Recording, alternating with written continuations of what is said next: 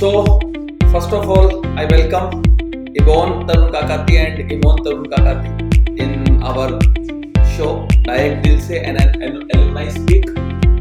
ये जो शो है बेसिकली हम लोगों ने स्टार्ट किया है नॉर्थ ईस्ट के जो बच्चे हैं जो भी इंजीनियरिंग एंड मेडिकल का प्रिपरेशन कर रहे हैं उनको मोटिवेट करने के लिए कि आफ्टर जो यहाँ का जो आप एक 1 ईयर का ड्रॉप दे रहे हैं या कोई बच्चे 11-12 में यहाँ पे कोचिंग कर रहे हैं तो आफ्टर कोचिंग जब आप अपने कॉलेज से ग्रेजुएशन करोगे उसके बाद की लाइफ क्या होती है, उसके पहले की लाइफ क्या होती है, उसके बाद का स्ट्रगल पीरियड क्या होता है और उस प्रिपरेशन के दौरान का स्ट्रगल पीरियड क्या होता है, वो आज आपके साथ इस जो प्रोग्राम हमने स्टार्ट किया है डायरेक्ट दिल से, उसमें हम आपके साथ बहुत सारी बातें पास्ट की, प्रेजेंट की एंड फ्यूचर की शेयर करेंगे। एंड बिकॉज इस शो का नाम ही है डायरेक्ट दिल से, तो ऑब्वियसली इसमें जो भी बात निकलेगी वो डायरेक्ट दिल से ही निकलेगी। So welcome Ivon Tarun Kakati and Imon Tarun Kakati. First of all मैं इवोन एंड इमोन का इंट्रोडक्शन दे देता हूँ। इवोन एंड इमोन दोनों सिबलिंग हैं, दोनों जुड़वा भाई हैं और पोटेंशियल एंड कंसेप्ट एजुकेशन में 2015 बैच के स्टूडेंट। इवोन तरुण काकाती ने अभी एक्सिस बैंक के अंदर मुंबई में as a management trainee work कर रहे हैं। अपना प्रोफेशनल जो इनका अभी है वो एक्सिस बैंक के अंदर है और इन्होंने एनआईटी वारंगल से अपना बीटेक किया इलेक्ट्रिकल एंड इलेक्ट्रॉनिक्स इंजीनियरिंग से और उसके बाद उन्होंने एमबीए किया आईआईएम इंदौर से फाइनेंस के अंदर एंड आईआईएम के बैच 2019-2021 ईयर में इन्होंने अपना एमबीए किया। एंड इमोन का जो ब्रदर है इमोन, वो अभी बीजीएल इंडिया में काम कर रहा है और इमोन ने एनआईटी दुर्गापुर से बीटेक किया है इलेक्ट्रिकल इंजीनियरिंग से एंड उसके बाद अपने बड़े भाई को देखते हुए इमोन ने भी आईएम रांची से एमबीए किया मार्केटिंग एंड ऑपरेशन में एंड सेम 2019-20 बैच। तो फर्स्ट ऑफ ऑल तो मैं इवोन एंड इमोन के जो फादर है उनके साथ बहुत ही ज्यादा इनकी प्रिपरेशन के दौरान मैं बहुत ज्यादा कनेक्टेड था एंड आई थिंक कि मैं हफ्ते में 1-2 बार इनके घर भी विजिट करता था क्योंकि इनके पापा भी मुझे टाइमली इनवाइट करते रहते थे। तो मैं इनके पापा को सबसे पहले बहुत बहुत बधाइयाँ दूंगा कि आपने जो ड्रीम देखा था और हमने जो मिलकर ड्रीम देखा था उस ड्रीम में आप और हम काफी हद तक कामयाब हुए और आप एक एज ए सक्सेसफुल पेरेंट्स आप बने हैं, तो उसके लिए आपको बहुत बहुत बधाई है, बहुत बहुत शुभकामनाएं। तो इवोन और इमोन तुम लोग सुन पा रहे हो मुझे? तो इवोन थोड़ा सा मस्ती मजाक के साथ स्टार्ट करने से पहले मैं थोड़ा सा इनका हिस्ट्री बता देता हूँ कि इवोन और इमोन जो है वो यहाँ पे क्लास 10th में एडमिशन लिए थे एंड 2000 आई थिंक 12 या 9th में लिए थे कि 10th में लिए थे?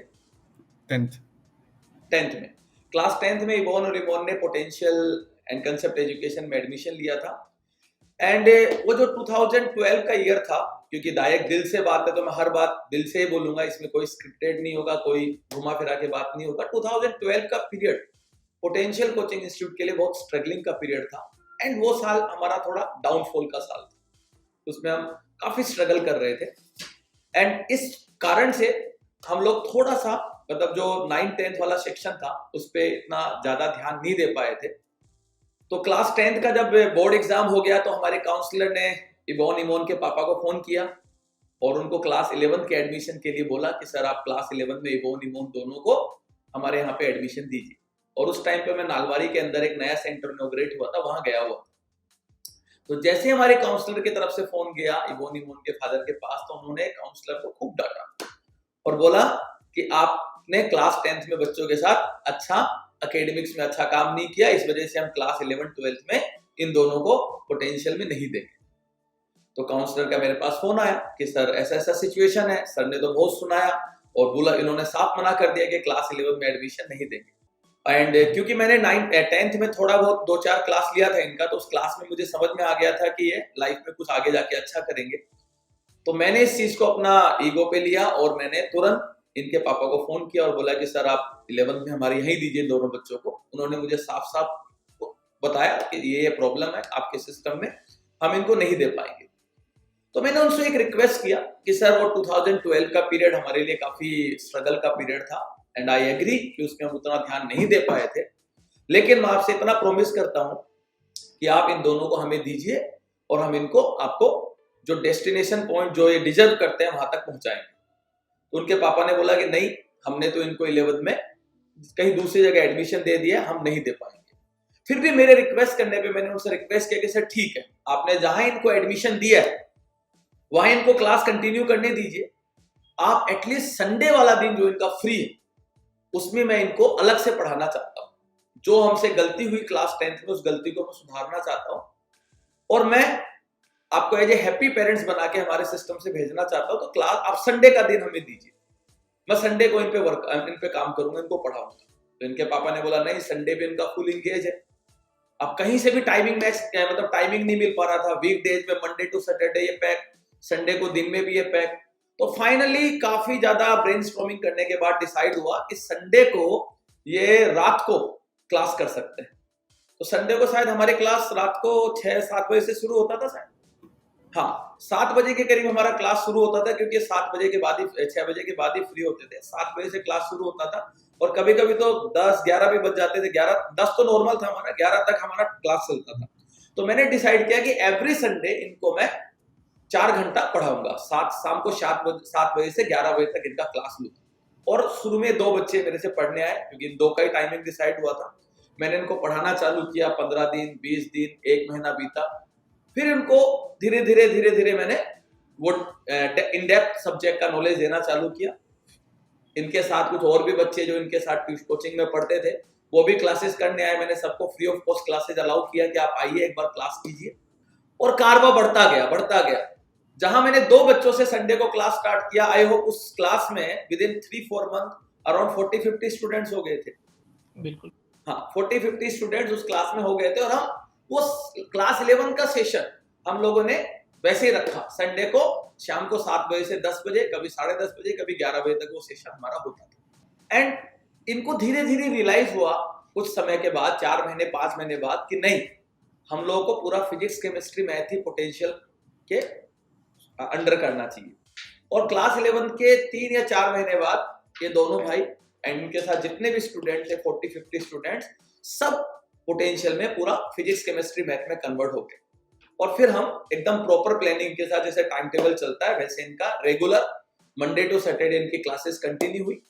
बीच बीच में इनके कभी मार्क्स अप होते थे, कभी डाउन होते थे, शरारत भी करते थे हम लोग, मस्ती मजाक भी करते थे, पढ़ते भी थे हम लोग। मतलब स्टूडेंट टीचर की तरह नहीं, हम लोग एज ए फ्रेंड बन गए थे, एक दूसरे के अंदर की बातें भी जानते थे, शेयर भी करते थे, और काफी ज्यादा हम इमोशनली कनेक्ट हो गए थे। और इनके पापा भी बीच बीच में आते थे और पापा इनको बहुत डांटते थे। मतलब हमेशा पापा इनके जब 11-12 में थे बहुत ज्यादा खिंचाई करते थे कि सर इनका क्या होगा, ये आईआईटी पहुंच पाएंगे कि नहीं पहुंच पाएंगे, एनआईटी पहुंच पाएंगे कि नहीं पहुंच पाएंगे। तो मैंने बोला सर इनको पढ़ने दीजिए और ये अपने डेस्टिनेशन पे जरूर पहुंचेंगे। और आज ये काफी अच्छी पोजीशन पे है, ना कि इन्होंने सिर्फ बीटेक किया बल्कि इंडिया के टॉप मोस्ट एमबीए कॉलेज से इन्होंने एमबीए किया है, आईआईएम से किया है इन्होंने। सो इमोन मैं एक क्वेश्चन पूछना चाहता हूँ, क्या पापा अभी भी डांटते हैं? अभी अभी थोड़ा भी उसी कम तरह से खिंचाई करते हैं कि अभी बस कोई मतलब फ्रीडम पूरा? काफी हद तक अभी बहुत कम है। अभी तो वो भी हमारे दोस्त बन गए, तो उसी तरह अच्छा, पापा भी अपनी दोस्त बन गए। इमोन तुम्हें? हाँ, अभी पढ़ाई के लिए डाँट नहीं पड़ता है, दूसरे चीज़ के लिए पड़ता है, मगर 11-12 में तो बस एक ही मकसद था कि पढ़ाई ही मेन वो था, मुद्दा था। भाई वो डांट ही है जिसकी वजह से आज तुम लोग इस मुकाम पे पहुंचे हो। तो उस डांट को उस टाइम पे तुम थोड़ा सा हल्का सा नेगेटिव जरूर लेते थे।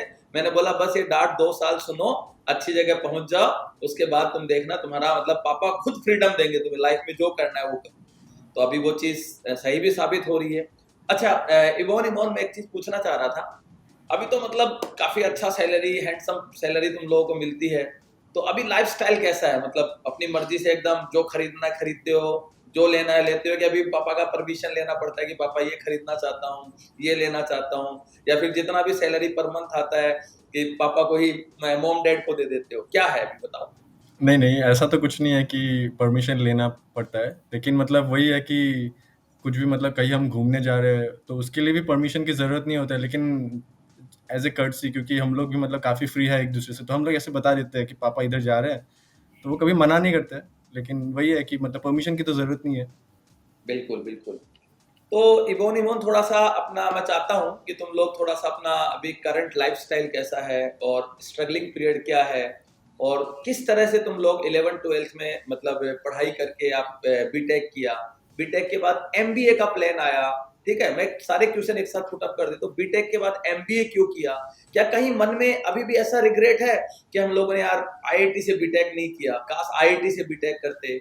तो क्या कुछ अलग होता आईआईटी से बीटेक करते, या फिर एक ग्रेजुएशन के बाद आप आईआईटी से कीजिए, एनआईटी से कीजिए, आफ्टर 3-4 ईयर सब एक ही लेवल पे रहते हैं, एक ही जगह पे काम करते हैं। तो मैं ये जानना चाह रहा हूँ कि जैसे कुछ किसी लड़कियों को किसी कारण से आईआईटी नहीं मिला, एनआईटी मिला, है ना? तो क्या प्रोफेशनल जब एक कंपनी में चले जाते हैं तो क्या ऐसा कभी फील होता है कि यार ये आईआईटी से है, मैं एनआईटी से हूँ, या आप लोगों को भी रिग्रेट को थोड़ा बहुत फील होता है कि यार हम काश आईआईटी से बीटेक करते? तो ये थोड़ा जानना चाह रहा हूँ। ठीक है, I would like to start. तो starting from the beginning, class 11-12 was a very very crucial period, क्योंकि that was the landing platform, मतलब कि हम लोग इट प्रोवाइडेड द प्लेटफॉर्म कि हम लोग जिस कॉलेज में घुस गए, दैट विल प्रोवाइड द हम लोग बाद में क्या कर सकते हैं। So 11-12, I think 11 class was very very crucial, क्योंकि क्लास 10 पास करने के बाद ही 3-4 महीने का गैप था, which I could have easily chill कर सकता था मैं, या फिर पढ़ाई नहीं भी कर सकता था। बट सिंस हम लोगों ने विकास सर के साथ क्लासेस भी ज्वाइन किए थे पोटेंशियल में, हमें पता चल गया था कि कौन सा लेवल के क्वेश्चंस आने वाले हैं। हम लोग जब पहले ही फिजिक्स के क्लास शुरू किए थे तभी पता चल गया था कि मैकेनिक्स किस लेवल पे जा रहा है। So that was a very good starting platform. Class 11 से we were focused on the ये एंट्रेंस एग्जामिनेशंस के लिए, और फिर हम लोग जब क्लास 12 में हमारा बोर्ड्स का भी वेटेज था, सो दैट वाज आल्सो इक्वली वो भी हम लोग मैनेज करना पड़ा था। सो वो दोनों को मिला के फिर जब क्लास 12 का रिजल्ट आया, so it was good enough कि मुझे भी एनआईटी मिल गया एंड इबॉन को भी मिल गया। So that provide the very good platform for us too, जिसमें हम लोग और काम कर सके फॉर द नेक्स्ट 4 इयर्स। मैं जब एनआईटी में पढ़ा तो there were people who were very very intellectual also in the हमारे कैंपस में, एंड बहुत सारे एक्टिविटीज़ होते थे कॉलेज के, स्पोर्ट्स हो या फिर आपका कोई भी क्लब एंड कमेटी हो, तो बहुत कुछ प्लेटफॉर्म मिला था। And that was a platform. But आपने जो कुछ पूछा, आई थिंक एनआईटी से अगर कोई आईआईटी में जाएगा then the platform will be even better. Like वहाँ पे लोग और भी मोर एम्बिशंस के साथ आएंगे कि मुझे और कुछ करना है। So that would be definitely IIT would be the top most priority for anyone. And उसके बाद आफ्टर इंजीनियरिंग आई डिसाइडेड कि इंजीनियरिंग में मेरा थोड़ा सा इतना भी वो नहीं था, इलेक्ट्रिकल इंजीनियरिंग था मेरा, जिसमें थोड़ा सा मेरा इन डेप्थ बहुत ज़्यादा घुस नहीं पाया था। So I decided to join marketing was something that I look forward to. So MBA किया एंड आई 2019 से 2021 एमबीए किया एंड मार्केटिंग मेजर्स लेके, एंड अगेन फिर से इंजीनियरिंग में भी हमारा प्लेसमेंट्स होते थे, एमबीए में भी प्लेसमेंट हुआ। सो I got placed in VGL India, which is in Jaipur, and I'm currently working in the marketing department. So, but one thing that I saw throughout the journey was that class 11-12 से ही जो efforts हम लोग दिए थे उससे एक वो मिल गया था, एक problem solving attitude develop हो गया था। And especially when we joined Potential, that one thing that helped us was the problem solving aptitude, जो हम लोग का बहुत उसी period में develop होना important होता है। And that really helped throughout my journey, even during 11-12 and BTech and MBA. So the problem solving critical mindset was very very crucial, I believe, throughout my journey. Thank you Imon. Imon तुम्हारा क्या view है, क्या opinion है? अच्छा इमोन, एक छोटा सा question मैं जो नहीं पूछा, क्या प्रोफेशनल जब कैरियर में जाता है कोई आदमी, तो मुझे मेरा पर्सनल ओपिनियन है कि ऐसा कोई डिफरेंस नहीं होता है कि एनआईटी से या आईआईटी से, बस उस ग्रेजुएशन के दौरान थोड़ा फील होता है जब आदमी लेकिन अब अपने प्रोफेशनल फील्ड में चला जाता है तब वो डिफरेंस खत्म हो जाता है, तब दोनों इक्वल लेवल पे ट्रीट होते हैं और जो प्रोजेक्ट्स को जितना अच्छे से हैंडल करता है उसका उतना उस हिसाब से ग्रोथ होती है। मेरा पर्सनल ओपिनियन है। तो इबोन आप बताइए कि कैसा जर्नी रहा एंड अभी क्या जर्नी है और क्या स्ट्रगल पीरियड रहा, और क्या आपको मतलब 11-12 में जो आपने पढ़ाई किया, क्या वो पढ़ाई आपको बूस्ट किया, या ग्रेजुएशन के दौरान जो पढ़ाई किया वो ज्यादा इंपॉर्टेंट आपका फाउंडेशन मजबूत किया, या एमबीए जो आपने ग्रेजुएशन के बाद जो पोस्ट ग्रेजुएशन के एमबीए में वो आपको ज्यादा वो रहा? तो मैं जानना चाहता हूँ कि सबसे इंपॉर्टेंट 3 फेज थे, 11-12 then graduation and then post graduation, तो तीनों में से सबसे इंपॉर्टेंट फेज जो आपको बूस्ट किया, जो आपके कैरियर को एक ग्रोथ दिया, वो कौन सा फेज? आई थिंक इन तीनों फेजेस में सब में हमें कुछ कुछ सीखने को मिलेगा। इनिशियली जो 11-12 फेज है वो काफ़ी इंपॉर्टेंट इसलिए है, स्पेशली अगर कोई साइंस ले रहा है, क्योंकि 10th तक सबका सेम सिलेबस रहता है, सेम सबका करिकुलम रहता है, लेकिन 11-12 में जब एक बच्चा आता है तो अचानक से बहुत मतलब डिफरेंस आ जाता है 10th से। तो वो थोड़ा कोप अप करने के लिए, जैसे इमोन ने बोला, इनिशियल कुछ महीने ऑफ 11th बहुत ज़्यादा इंपॉर्टेंट होते हैं।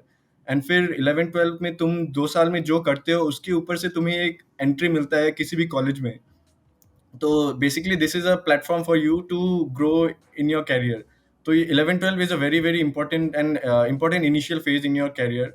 उसके बाद मैं ये बोलना चाहूँगा कि इंजीनियरिंग हो या कोई भी मतलब मेडिकल हो, कुछ भी हो, कॉलेज लाइफ का सबसे इम्पोर्टेंस मतलब ये नहीं है कि मतलब ये थोड़ा बहुत मैटर करता है कि तुम कहाँ से किए हो, लेकिन उससे ज़्यादा ये मैटर करता है कि तुम 4 साल में क्या-क्या सीखे हो। क्योंकि ऐसा नहीं है कि तुम कोई भी कॉलेज में जाते हो, तुम्हें टेक्निकल नॉलेज जो मिलता है वही इम्पोर्टेंट होता है।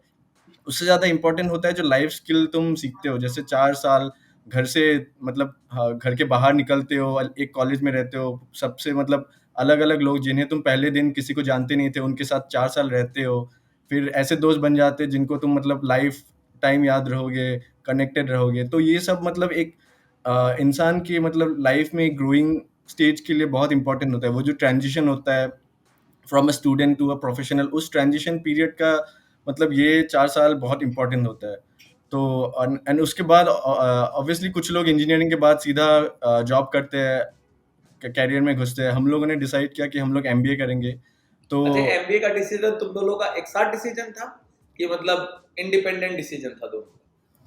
इसका एक्चुअली हम लोग के जो पापा है वो भी एमबीए है, तो हमें बहुत पहले से ही उनसे मतलब एक पर्सपेक्टिव मिलता था कि how how can an MBA affect your life, how can an MBA affect your career. क्योंकि वो हमेशा बोलते थे कि एक स्टेज के बाद तुम कोई भी जॉब में हो, तुम्हें लोगों को मैनेज करना, उनके साथ डील करना, this is a very important trait that you should have.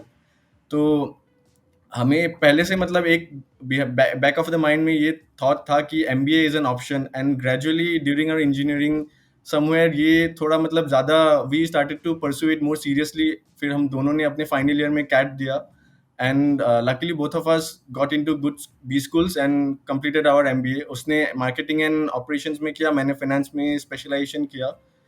तो उसके बाद अगेन अभी जैसे हम दोनों ने 2021 में ग्रेजुएट किया from MBA, and we are relatively new to the corporate world. So और अभी तो कोविड की वजह से इनिशियली काफ़ी सालों तक मतलब सब चीज़ें ऑनलाइन हो रहा था, वर्क फ्रॉम होम हो रहा था। तो इमॉन अभी कुछ 2-3 महीने पहले उसने वो जयपुर गया और वो अभी ऑफिस मतलब फिजिकली ऑफिस वो जा रहा है। लेकिन मेरा मतलब क्या है कि अभी भी मेरा वर्क फ्रॉम होम चल रहा है, and starting from November, so 1 month later I will be moving to Mumbai.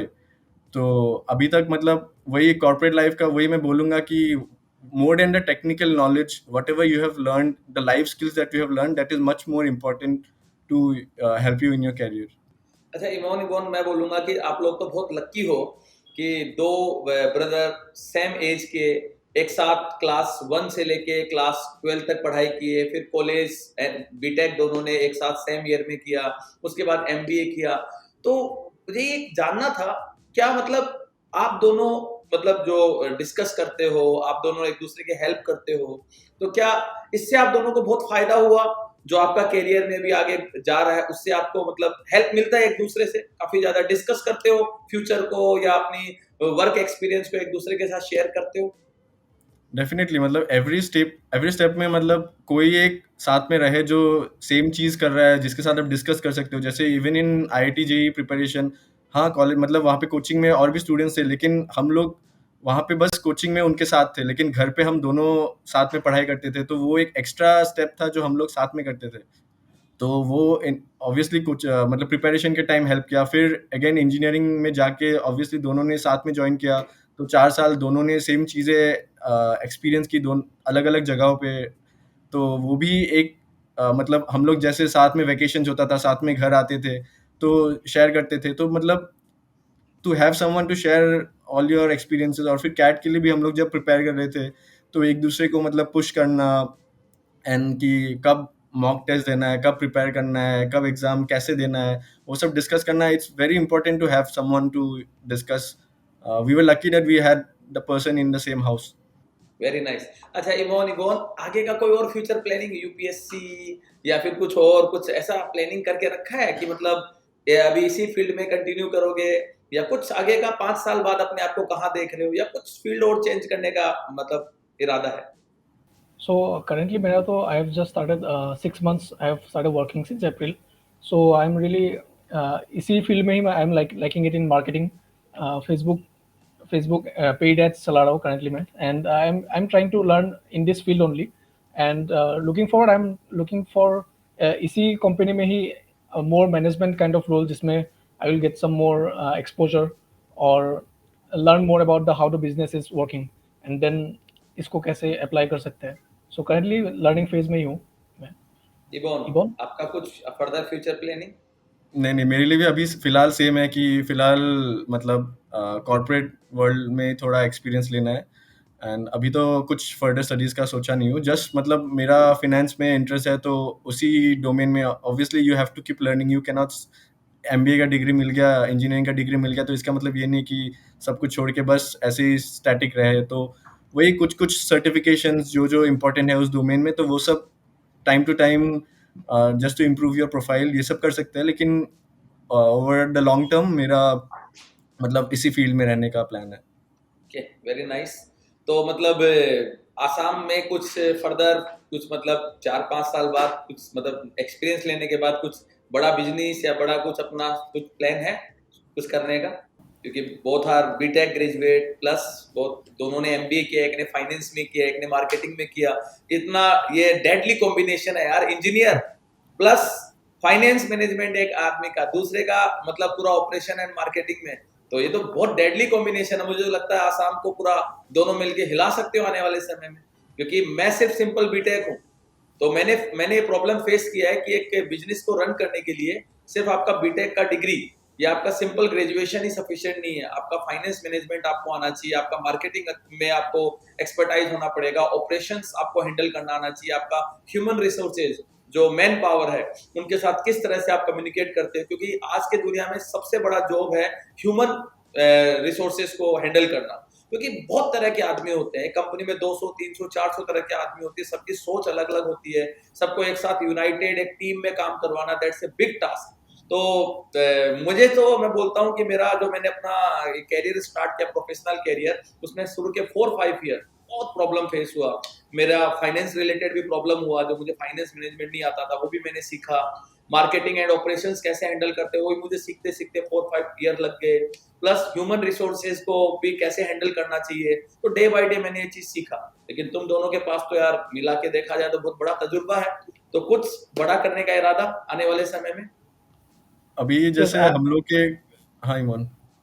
Yes, इस चीज में विकास विकास सर से ज्यादा इंस्पिरेशन हमें कहीं से नहीं मिल सकता, बिकॉज आपने खुद ये करके दिखाया कि how you have started adding value to the people. जैसे कि आपने जो शुरू किया था, अभी पोटेंशियल एंड कॉन्सेप्ट एजुकेशन बन चुका है, उससे कितने सारे स्टूडेंट्स को फायदा हुआ है, just because you had this dream कि आपको कुछ करना है. और आपने इसीलिए गुवाहाटी में जब शुरू किया था फ्रॉम हम्बल बिगिनिंग्स, उसके बाद बहुत सारे स्टूडेंट्स, आपको पहले स्टूडेंट्स नहीं मिले होंगे, फिर आपने मार्केटिंग किया उसको, एक एक स्टूडेंट एक एक रिजल्ट आपने खुद से पढ़ा के बनाया, जिसके वजह से और लोग आए. और हम लोग भी पहले जब पोटेंशियल ज्वाइन किए थे तब हम लोग को भी इतना आइडिया नहीं था, but then we came to know that how everything you get to learn while when you start something from the scratch. So that is one big learning we can get from you.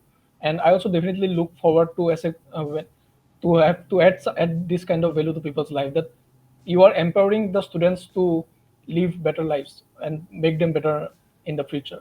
So that is one thing that we all can learn from Vikas sir. Thank you म्यो इबोन। हाँ exactly, जैसे इमोन ने बोला कि तुम जितना भी corporate world में काम कर लो, जब तक तुम लोगों के लाइफ को डायरेक्टली अफेक्ट नहीं कर सकते हो, तुम्हें वो सेटिस्फैक्शन कभी नहीं मिलेगा। जैसे आपके अंदर अभी कितने सारे बच्चे, उनका उनका एक प्लेटफॉर्म है कि अपना कैरियर के लिए वो प्रिपेयर कर सके और कहीं कुछ बन सके। हम लोग भी मतलब आज इस स्टेज पे पहुंचे हैं, तो इसमें आपका काफ़ी बड़ा कंट्रीब्यूशन है। तो उसके लिए ऑब्वियसली ये है कि ऐसा कुछ करना है इन फ्यूचर, जिससे मतलब हम लोग कुछ अपने लोगों के लिए कुछ कर सके। लेकिन फिलहाल ये है कि हम लोग रिलेटिवली न्यू है इस कॉर्पोरेट वर्ल्ड में, तो पहले खुद मतलब कैसा एक ऑर्गेनाइजेशन चलता है, कैसे पूरा फंक्शन करता है, वो थोड़ा मतलब एक्सपीरियंस एक बार आ जाए तो उसके बाद मतलब देखते हैं अगर कुछ बाद में अपॉर्चुनिटी हुआ तो।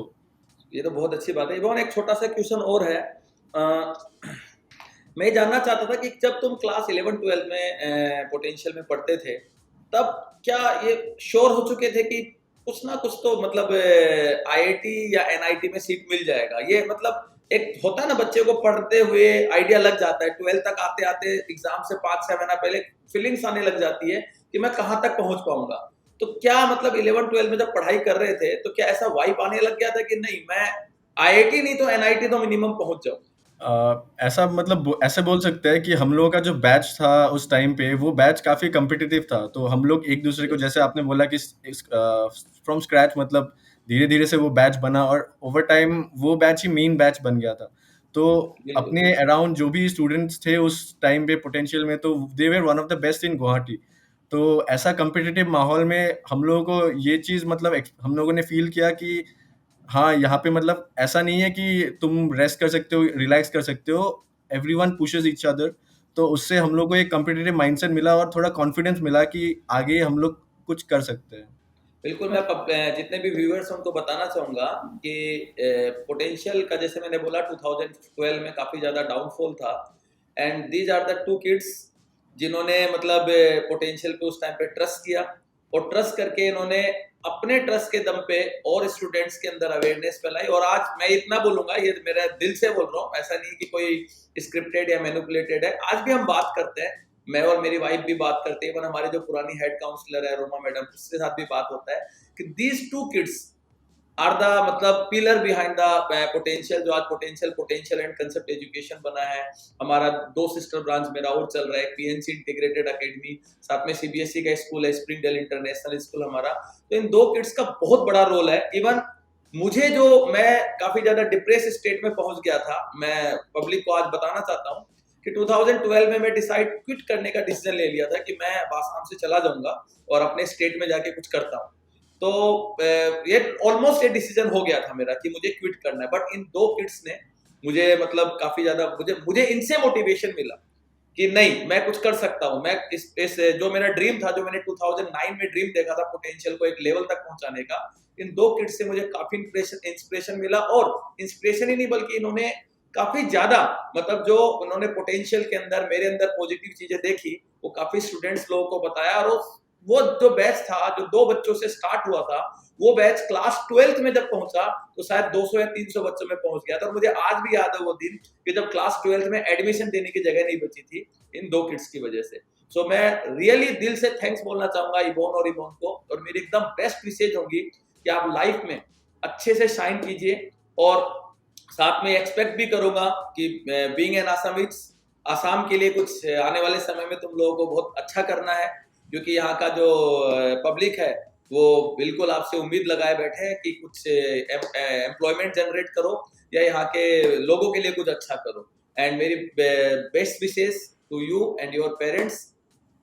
थैंक यू, बहुत बहुत और धन्यवाद इसी हम लोगों मोमेंट का पे स्टॉक मैं लाने के लिए। मतलब एक इंस्टेंस बोलना चाहूँगा। हम लोग शायद उस टाइम पे 11 के एंड में थे या 12 के जस्ट बिगिनिंग में थे। तो ऑब्वियसली हम लोग, आप और हमारा जो बैच था, काफ़ी क्लोज थे। तो एक दिन मुझे याद है, एक क्लास चल रहा था रात को अराउंड 9-10 के आसपास। तो जस्ट क्लास खत्म होने वाला था एंड उस टाइम पे पोटेंशियल काफ़ी स्ट्रगल कर रहा था। तो उस दिन हम लोगों ने कुछ किसी टॉपिक पे बात निकला होगा, तो ऐसा भी बात निकला था कि आपको अपने कार बेचनी पड़ी। फिर ऐसा मतलब कुछ-कुछ सिचुएशन आपने शेयर किया। तो और बिल्कुल फिर आज का दिन है जब पोटेंशियल एंड कॉन्सेप्ट एक साथ जुड़ चुके हैं और कितना बड़ा मतलब ऑल ऑल ओवर असम कितना बड़ा पहुँच है। तो as a student, as an x student of potential, हम लोग भी काफ़ी प्राउड है कि हम लोग इस इंस्टीट्यूशन के पार्ट थे and that we could contribute how much ever we could to this potential. Thank you Ibon. Ibon, एक मेरा लास्ट वो है कि जो अभी बच्चे करंटली 11-12 में पढ़ रहे हैं या जो ड्रॉप दिए हैं, उनको कुछ सजेशंस कि कैसे अपने आप को हैंडल करना चाहिए, कैसे मतलब यदि हमारा मार्क्स कम आ जाए तो किस तरह से अपने आप को आगे ले जाना चाहिए। और 11-12 के बच्चों को बोर्ड के साथ साथ किस तरह से एंट्रेंस को मैनेज करना चाहिए, आपका तरफ से कुछ सजेशंस, कुछ लास्ट ओपिनियन बच्चों के लिए? Imon? Yes, I would like to take this question. So first of all, ये एक point होगा कि give as many mock tests as possible, and which was a very good thing that we found in potential concept education. तो इतने सारे mock test दिए थे हमने कि we got accustomed to all kinds of questions. IIT level का mock test हो, NIT level का mock test हो, तो we got हम लोग मतलब surprise होना सीख गए थे कि question paper में बहुत अलग type के question भी आ सकते. Second would be self study is very very important. So आप कितना भी कोचिंग कर ले, आपको घर जाके पढ़ाई करना ही पड़ेगा, otherwise you will have to मतलब क्योंकि आपको प्रॉब्लम सॉल्व तो लास्ट में एग्जाम में खुद ही करना पड़ेगा. थर्ड वुड बी दैट आपको as a student you have to be prepared for the main exam day. जो एग्जाम के 2-3 घंटे है उसी में आपको परफॉर्म करना सीखना पड़ेगा. So that would also come from giving as many mock tests as possible. And fourth would be that you have to also analyze all the mock tests. आपने mock test तो दे दिया एज अ स्टूडेंट, बट आपको फिर उसको analyse करना पड़ेगा कि कहाँ मैं गलत था, ये क्वेश्चन को और कोई तरीके से हम लोग सॉल्व कर सकते हैं कि नहीं. So you have to analyse as well after the giving the mock test. So these would be 4 points. And fifth is another would be जब आप सेल्फ स्टडी कर रहे हैं then to optimise the self study hours I would have one suggestion that I learned. So that would be कि आप जब self study कर रहे हैं तो you have to be fully focused. अगर आप 1 घंटा भी सेल्फ स्टडी कर रहे हैं you can not get any distractions. Like आजकल मोबाइल्स है, there will be chats coming on. You have to give your entire 100% focus for that at least 60 minutes to your studies only. So I follow one rule that is a 90-90-10 rule कि मैं 90 minutes पढ़ूंगा, उसके बाद उसके बीच में मैं कोई distraction आने नहीं दूंगा. जब मैं स्टडी टेबल में बढ़ रहा हूँ तो I will study the entire 90 minutes without any distraction. मैं मोबाइल को अपना बेड में कहीं पे पिलो के अंदर डाल देता हूँ, but I will not get any distraction. So that is one way you have to study when you are doing the self study to optimise जितना भी आपका है. So this would be my opinion. बहुत अच्छा बात बोला मोहन ने कि जितना भी देर पढ़ रहे हो फुली कंसंट्रेटेड होके पढ़ो. बहुत बहुत बड़ी बात बोली बच्चों के लिए. इमोन, तुम्हारा लास्ट ओपिनियन बच्चों के लिए, कुछ सजेशंस? इमोन ने काफ़ी अच्छे से कवर कर लिया, लेकिन वही मैं बोलूँगा कि ऑब्वियसली फर्स्ट स्टेप ये है कि तुम प्रिपेयर करो, अच्छे से प्रिपेयर करो. तुम्हें रिसोर्सेज मिलने चाहिए कि क्या प्रिपेयर करना है, पता होना चाहिए कहाँ से प्रिपेयर करना है. ये इंपॉर्टेंट है क्योंकि अगर तुम कुछ अलग डायरेक्शन में प्रिपेयर कर रहे हो तो जितना भी कर लो होगा नहीं. तुम्हें पता होना चाहिए कि कैसे पढ़ाई करना है, तो इसके लिए गाइडेंस की ज़रूरी है. एंड उसके बाद मॉक टेस्ट देना ज़रूरी है. ऐसा नहीं है कि मतलब एक टॉपिक किया दूसरा नहीं हुआ तो मॉक टेस्ट के लिए वेट करें. जो टॉपिक हुआ उसी को रिवाइज करो, उसी को टेस्ट करो. और फिर दूसरे लोगों से बेंचमार्क करना बहुत ज़रूरी है क्योंकि तुम सिर्फ अपने आप में टेस्ट दे रहे हो, तुम्हें पता नहीं चलेगा कि तुम्हारा ओवरऑल कैसा जा रहा है कंपेयर टू अदर्स. तो मतलब एक साथ काफ़ी लोग एक ही पेपर को दे रहे हैं तो रिलेटिव मतलब डिफिकल्टी ऑफ द पेपर सब लोग का, कुछ लोगों का अलग स्ट्रैटेजी होगा. पहले फिजिक्स किया फिर केमिस्ट्री किया, कुछ लोग पहले केमिस्ट्री करेंगे. तो ये सब चीज़ें भी दूसरों से सीखने को मिलेगा अगर ऐसे एक साथ काफ़ी लोग मतलब एक टेस्ट को देंगे. एंड फाइनली वही है कि रिवीजन एंड मॉक टेस्ट के बिना एंड एनालिसिस ऑफ मॉक के बिना प्रिपरेशन अधूरा रह जाएगा. तो that is what will make your preparation complete. एक लास्ट क्वेश्चन और नहीं बोल, मैं अभी देखता हूँ कि करंट जनरेशन का जब मैं देख रहा हूँ कि पेरेंट्स की डांट को, पेरेंट्स यदि बच्चे को डांटता है, पढ़ने के लिए बोलता है तो बच्चा काफी नेगेटिव सेंस में उसको लेता है. तो क्योंकि उस फेज से तुम भी गुजर चुके हो तो मैं जानना चाहता हूँ कि पेरेंट्स की जो डांट है वो टेम्परेरी जो डांट है, उस टाइम पे जो पेरेंट्स डांटते हैं, पढ़ने के लिए बार बार बोलते हैं, मोटिवेट करते हैं, तो उससे बच्चे के आपके कैरियर में क्या इम्पैक्ट पड़ता है? क्या उसको एज ए नेगेटिव सेंस में लेना चाहिए कि उसको पॉजिटिव सेंस में लेना चाहिए? ये इस फेज से तुम गुजर चुके हो रिसेंटली, अराउंड 6-7 ईयर पहले. तो मैं ये आप तुम्हारे थ्रू बच्चों को ये मैसेज देना चाहता हूँ कि जो पेरेंट्स डांटते हैं, समझाते हैं, तो वो जो डांटते समझाते हैं क्या वो आगे क्या टिल लाइफ, जब ग्रेजुएशन कर रहे थे तुम या अभी MBA कर रहे हो, MBA किया फिर या अभी जॉब कर रहे हो, क्या वो प्रेशर, वो डांट क्या तब भी रहता है? क्या पेरेंट्स बच्चों के क्या दुश्मन होते हैं कि जो उनको 11-12 के टाइम पे डांटते हैं या लाइफ टाइम उनको डांटते रहते हैं? बच्चों के दिमाग में है कि यार आज पेरेंट्स मतलब मुझे डांट रहे हैं, मेरी फ्रीडम के ऊपर पूरी पाबंदी लगा रहे हैं. उनको ऐसा लगता है कि लाइफ टाइम उनकी फ्रीडम पे पाबंदी होगा. क्या ऐसा है सच्चाई सच में? नहीं, ऐसा बिल्कुल नहीं है. जो भी पेरेंट्स कभी बच्चों के दुश्मन नहीं हो सकते, अगर भले ही बच्चों को क्यों ना लगे. तो पेरेंट्स जो भी करते हैं वो कुछ सोच समझ के करते हैं, अपने बच्चों के लिए करते हैं. तो हम लोगों के साथ भी मतलब ऐसा थोड़ा रेस्ट्रिक्शन एज इन थोड़ा स्ट्रिक्ट थे उस टाइम पे, इसीलिए शायद हम लोग यहाँ तक पहुँचे.